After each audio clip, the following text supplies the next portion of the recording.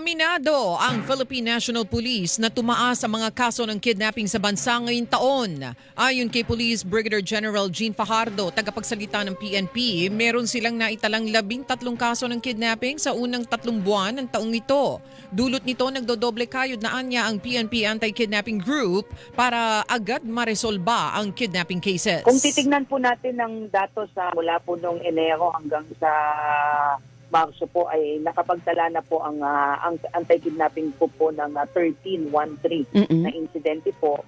At kung ikukumpara po natin yan nung nakakang taon ay meron po tayong naitala po na 27 po. So kung titingnan natin ay medyo mataas po ito considering na 3 buwan pa lamang po tayo itong taon po na ito. Kaya pinaiigting po ng AKG yung kanilang efforts po para ma-resolve po itong mga kaso po na ito.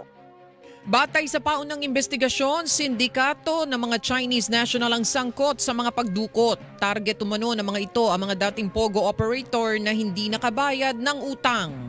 Tinitignan nating direction po ngayon dahil yung sinasabi po natin po sir, ay ito po ay yung mga may associated po sa POGO operation na sinasabi po natin na isang grupo na binuo ng mga Chinese national na ang intention po ay maningil doon sa may mga utang po na mga POGO operators po. So ito ngayon ang tinitingnan po natin na with due respect, Chinese to Chinese nationals po ang nagdudukutan.